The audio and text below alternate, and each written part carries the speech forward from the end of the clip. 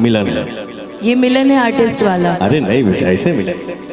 अरे आंख वाली बुरा न मानो होली है कि तुम तो धोखेबाज हो, वादा करके भूल जाते हो।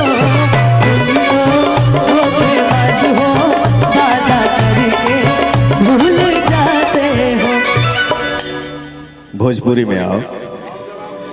ही जवन बात बसवर की मैं गोर का करी।